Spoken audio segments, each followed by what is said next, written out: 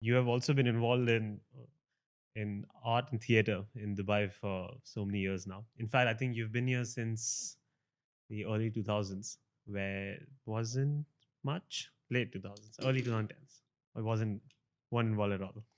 1977. Damn. So you have been there from the start itself. So what was it like? One of the biggest criticisms amongst peers when I was young was that in Dubai there wasn't much focus on art and culture initially, or maybe we just didn't know the right places to go to. So what was it like back then, and what is it like now? How's it grown? Okay, so before I answer that question, it's like you said, I like definitions. Define art and culture. I'm specifically referring to theater actually. So like the amount of uh, the depth in it. The let's say, was there a theater? Firstly, that would be a good place to start. Were there plays that were happening? Was there some? Did it have unique plays that you just find in Dubai? Were there other acts that were coming in? I think they were probably within the Emirati um, I don't- organizations, community, different opportunities to be involved in theater. I think. I don't know.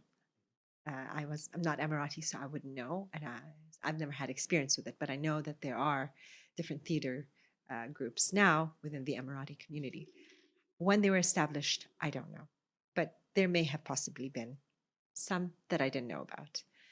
In terms of what was available for the expats, the one that I know of in Dubai, um, the first one, if I'm correct, was the Dubai Drama Group. And I'm not aware when it was established. Could have been in the 80s. I didn't know this at one point. I don't anymore. And it's still running to date. That was community theater. In terms of professional theater, there wasn't anything homegrown. But I think at some point, I don't know at all about the 80s because I didn't go to any myself.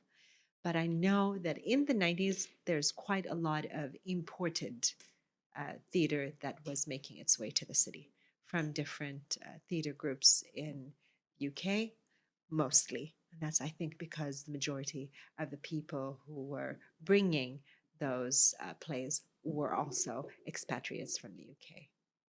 And so, in comparison to that, we do have a whole lot more happening now.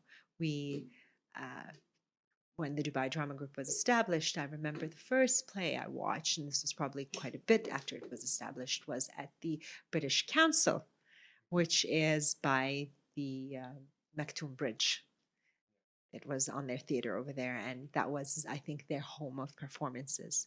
And that was the first place as an adult that I did theater um, with the Dubai Drama Group in 1999, a year after I graduated from university. I did Alan Ayckbourn's Confusions with a wonderful director who was an air traffic controller by day and a really fun, fantastic, very observant director by night. As you do. Yep, Yeah. there you go. There you go. And that, so from, and then from there, I remember them having moved to, I think, one of the rugby clubs. Not sure which one. Don't know rugby. Not been to a rugby thing, but that was the one thing that I went to. And then after that, of course, now we have quite a few theaters in Dubai and theater groups, different community theater groups. In terms of professional theater, uh, we've had again the continuation of imported theater from elsewhere to the city. It is harder for residents here, expatriate residents, to put together a professional theater performance because you'll need to think about everything else that you think about when you are running a business. You want to have an actual theater company, as in a company of actors. You'd have to think about them being your employees. It's something that I have thought about. Them being your employees, you have to pay for their insurance, their visa, their salaries. accommodation allowance, all the things that you would pay an employee, you would have to pay your theater company actors, because this is how the structure is set up here. Okay, now we have more freelance actors, but for some reason, I have found that the expatriate community here are more receptive to imported talent as opposed to homegrown talent. Excuse me. When we're talking professional theater, it's okay. They don't mind the community theater, but they don't think that professional theater that's homegrown is worth their time. Good enough yet, probably. Which is interesting because we've evolved. We're now 20, 30 years afterwards. And we have people who've actually gone and studied drama and theater in prestigious schools around the world and have come back here where they call home, even though they're expatriates. And so they have the expertise. They have, quote unquote, the qualification. Not that you actually, I'm one of those people who think you don't necessarily need to go to drama school. Does it benefit you? I'm sure it does, but you don't necessarily need to do it, in my opinion, in my experience as well. Still, there's this sort of lack of interest, as if what these talented, some of them even having studied in prestigious drama schools, just the fact that they are from here detracts from people's interest in watching them. Not in community theater. Community theater is very well supported, but in terms of professional theater. Professional theater, there are lots of freelance actors and performers who are in the line of events and entertainment. That's different. This is something you get hired to do. You get hired to wear Alice in the Wonderland costumes and recreate scenes for the launch of a perfume, for example. This is different. This is like acting for hire. We're talking theater. We're talking messages, art, profound topics, or entertainment too. But that's different from being hired as a performer for an event, a launch, a conference. Theater is completely different. And I haven't seen that. I haven't seen that at all, to be honest. Professional theater like you would in other cities in the world. And something that a lot of theater enthusiasts here are trying to change. They're putting their money where their mouth is. They're opening theaters. They are training actors. They are putting on plays and all that. But it's all under community theater. And, their trained actors then go into doing role play for corporate purposes, into whatever industry there is in terms of media and advertising. That's it. It's not really a lot. It's more. But it's not really a lot. But again, Dubai is a small city with a small demographic. Hopefully, it'll improve.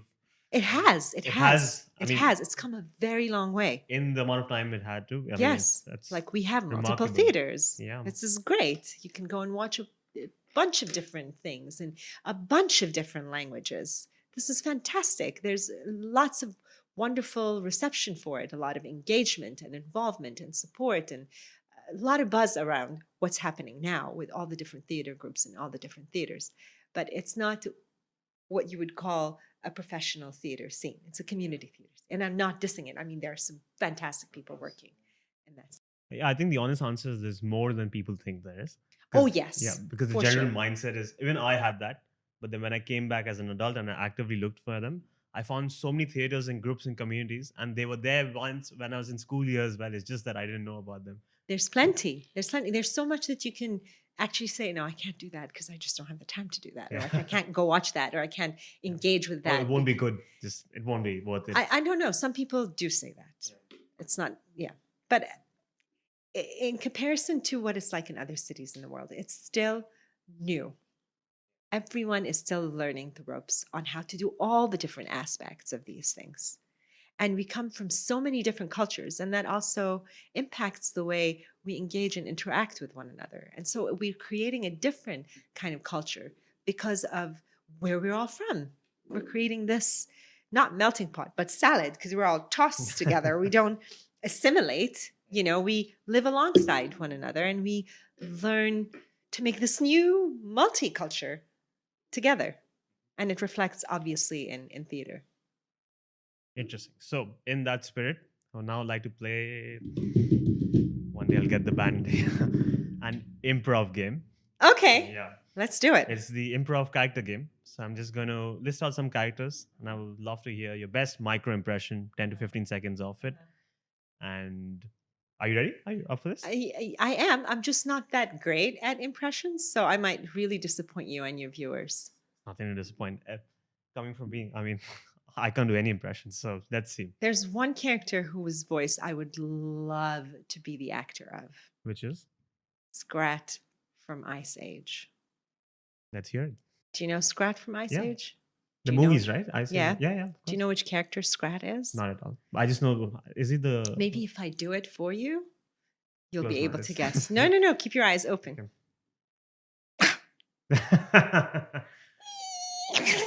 Is that the one with the acorn? Yes. Yes. There we go. 1 point. Yes. Perfect. Is that your routine to get into the improv game zone? Like, is that how you warm up? Let's just scratch it. Yeah, well, it's a good way, right? Yeah. Okay. Maybe I perfect. should do it my warm up. Always, right? Do the one that you like the most, and then Yes. you're in the zone. Yeah, there we go. Okay. Let's give it a go. I haven't shared these with Lara at all. No, so- I have no idea. So prepare for a tragic train wreck. Let's see. Okay. These are not impressions, more like just characters. All right. First one is an American gangster who is very shy but has to threaten someone. I love it. Listen, I know that you don't have sugar. What are you going to do about that? What are you going to do about that? I need some sugar in my tea. This is terrible. I'm going to have to take away your Legos. You know what I'm going to do with your Legos? I'm going to bury them. Like Scrat buries his acorns. Love it. Very calm, composed. Like meditative gangsters. Told you it's going to be a tragic train. No, I love it. I love it. I can't really do serious gangster. Like, it has to be stupid. Yeah, no, that's the best form of gangster. Not watching for gangsters. Okay. Second one, Lebanese astronaut calling Earth because she's just spotted some aliens. Oh my God! You won't believe this! Oh my God! Ya Habibi! I have it, your Habibi! Forget about your Habibi! Oh my God! Oh my God! I see. Wallah, I think I see an alien! مش معقول! That is very exaggerated. I love you, my Lebanese friends. It's all about exaggeration, right? Characters. It's just for the sake of. And the theatre high improv. pitch, my God. Yeah. Actually, I'm curious, would that change? How would that change if it was an Egyptian astronaut? An Egyptian astronaut?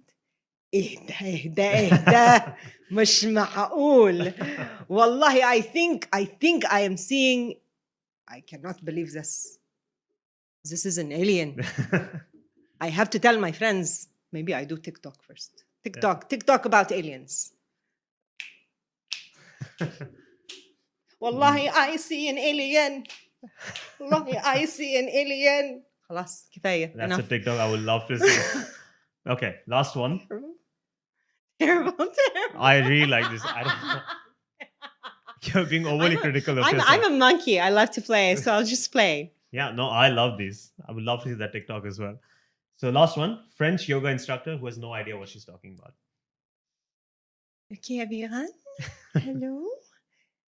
Sit down, I think. Oh, no, stand up.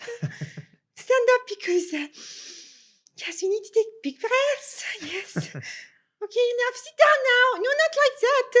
You can cross your legs, I think. Breathe! Breathe! Okay, out! Okay, what next? Okay, that's enough now, no? We breathe 2 times. I mean, I would have an audience next Yes. time.